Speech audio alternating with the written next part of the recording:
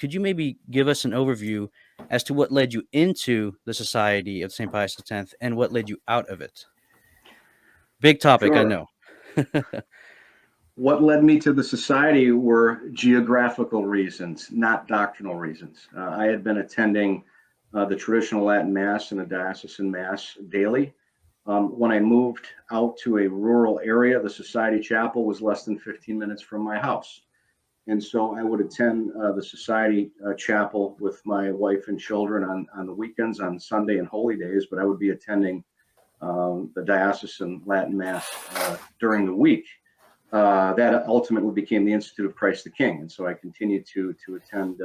I'm a parishioner at the Institute where Christ the King serves. And it's funny, when I first came to the SSPX chapel and I explained to the priests after, they said, "Hey, where'd you come from?" I said, "Well, I attend Mass at the Institute during the week and the Society on the weekends." They didn't like to hear that.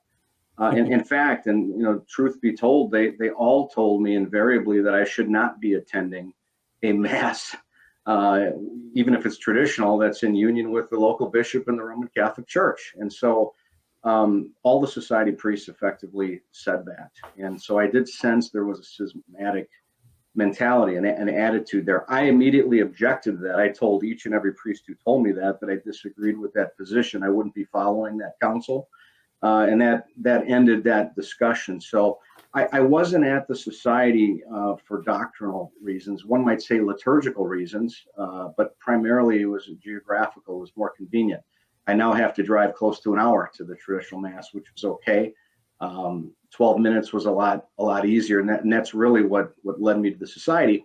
But I was there for 15 years. All my children have gone through the society to receive their sacraments at the society. We were faithful parishioners, if you will, even though they're technically not parishes, as you know.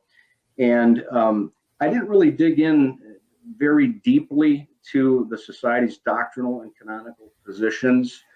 For me, I was satisfied with this notion that necessity was sufficient to justify what they were doing. But that is a grave error.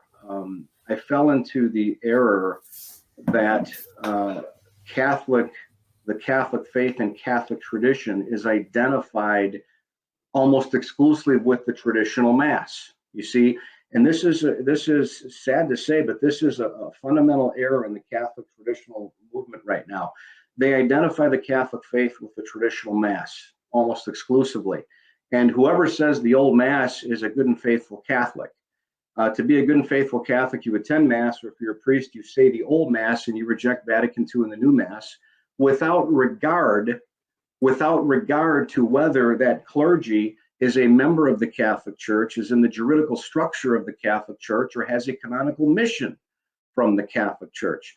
And this is fundamentally an error in ecclesiology. And I've written about this. The error right now afflicting the traditional Catholic movement is most traditional Catholics do not understand what the Roman Catholic Church is, that she is a juridical structure, a hierarchy established by Jesus Christ that has ordinary jurisdiction that flows from Christ to the Pope to the bishops. There is a legal structure there outside of which there is no grace or salvation.